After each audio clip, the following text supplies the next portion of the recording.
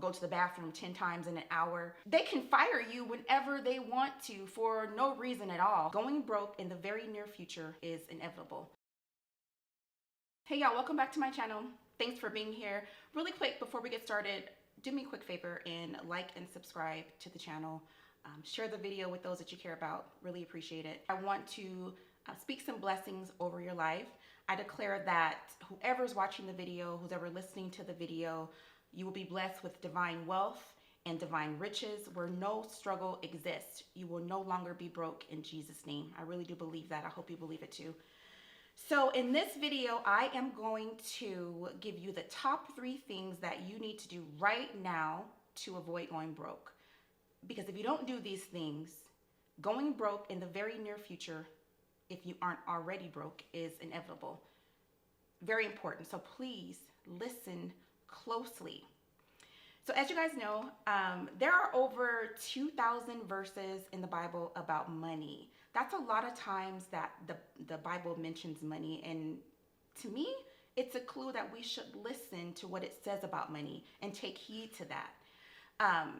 I think if you want to have sustainable, long-lasting financial freedom, you have to do it through God's lead. You have to follow God's lead and listen to his word.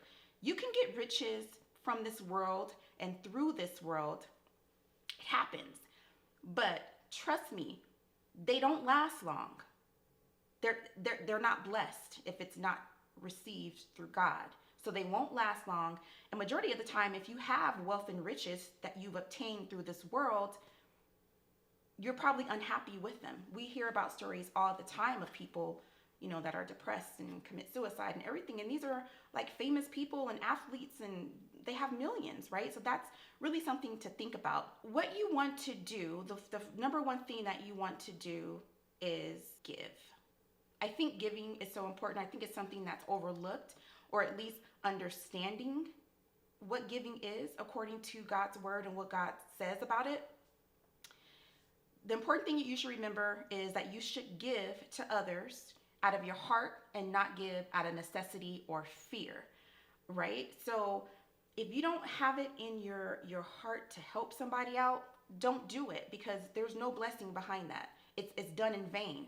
In the Bible, it says that whoever sows sparingly will reap sparingly. Whoever sows abundantly will reap abundantly. So basically, if you give a little, you get a little. If you give a lot, you get a lot. It's just how the universe works, right?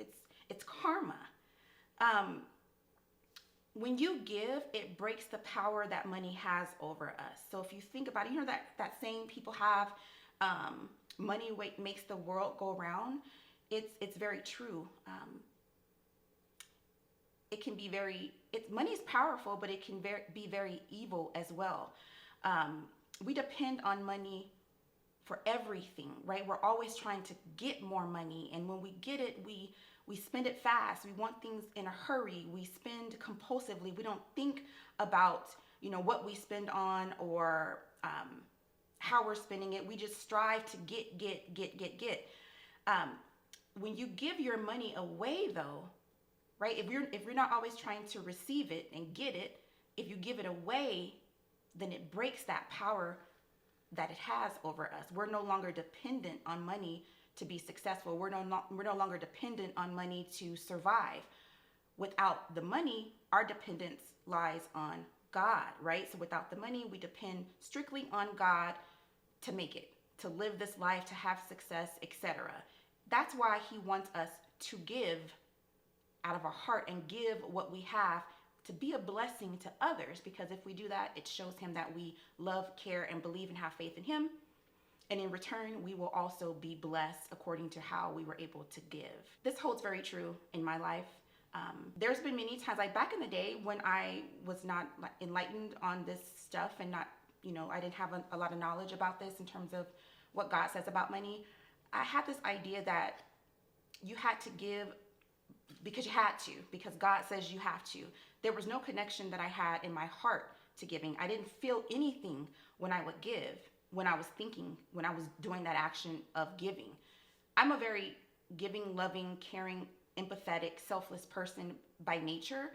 But back then when I was helping people and just being me, I didn't have this bigger picture in mind. I didn't have God in mind. It was just something that was inside of me. But now I give on purpose because I want to, because it feels good. And I've noticed that whatever I give, it comes back tenfold over and over and over again. God continues to bless me.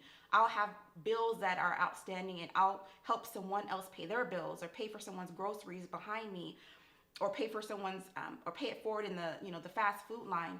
It comes back over and over and over again in ways that I can't even explain, you guys. So it definitely works. Giving is super important. The number 2 thing that you need to do is invest. Super, super, super important. Investing is, it sounds overwhelming. I think it's overwhelming to some people because it's not understood, but investing is really easy to do. It's really easy to get started. You don't need a lot of money to do it. Because we are consumers, as consumers, we spend, we want things fast, we buy compulsively, like I said, our money leaves before we get it. You ever heard that? The check is spent before it's even deposited. Like, that's how we are as people. We don't handle money well. But those that are wise, the 2% of us that are wise, knows that you need to put your money somewhere that it will grow while you're sleeping and grow at a rapid pace. In the Bible, it talks about a woman who sees a field and she sees the opportunity in that field. She buys the field and plants a vineyard, right? So God wants us to have a bigger picture mindset when it comes to money. He wants us to have a tomorrow mindset when it comes to money. It's important to prepare yourself and use God in that preparation. So when you're investing, you create multiple streams of income or additional streams of income that you already have that, like I said, grows while you're sleeping, grows rapidly, and makes you a lot of money. When the pandemic hit a couple of years ago, I used some of the money that was coming in from the government, that COVID money. I used it to invest in companies. I think a lot of times people assume, that you have to have a lot of money to invest. And like I said, you don't. You can buy one share of a company, or you can buy a piece of a share of a company. So like, for example, if a share of Netflix costs $20 and you don't have $20 to buy that share, you could buy a piece of that share, right? So you can buy half of the share for $10 or a quarter of the share. Like, there's a lot of brokerage out there who has a system set up where you could invest pieces or buy pieces of a share. So don't be intimidated by that. Fidelity is a good brokerage that I use for my investing, so that's something to look into. But when I did that, just over the couple years that it's been invested, all that I put in has grown significantly. I haven't touched it. It's not something that you have to look at every day. I don't touch it. I look at it periodically, but it's grown so much. The return on my investment is way more than a bank can give you. You heard people say, don't put your money in the bank. I believe that. Invest your money. I will link my top 3 investments below to help you, start to get your wheels turning on companies that you want to invest in. But something that I've done in the past is, especially when I was just getting started investing, is I think of a couple of companies that resonate with me, whether that's, Nike or Disney or whatever that may be. And I go buy shares of that company because I'm already familiar with it. I'm comfortable with it. I want them to grow. I know they're already growing, so I want to be a part of that. So I just invest in companies that I'm already familiar with. But as you get more familiar with investing, you'll start to expand your investing, and you can invest in real estate and pharmaceutical and medical and that kind of thing. If you're interested in learning how to invest, I'm happy to do that. I'll leave a link below that will let you know how to hook up with me, so I can definitely show you. Before we move on to the final thing that you should do, if you're finding value in this content, please take a moment to like, comment, and subscribe. And let me know in the comments if you're currently investing, or like I said, if you want to learn how to invest. So, drum roll, please.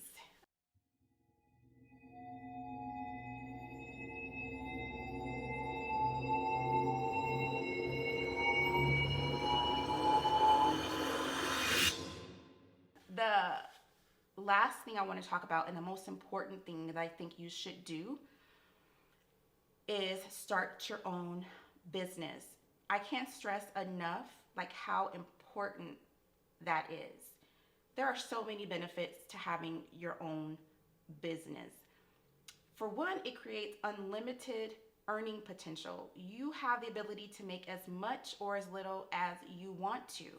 When you work for a job, you're paid an hourly wage or you have a salary that's agreed upon. That's what you get every 2 weeks or every month or week, however often you're paid.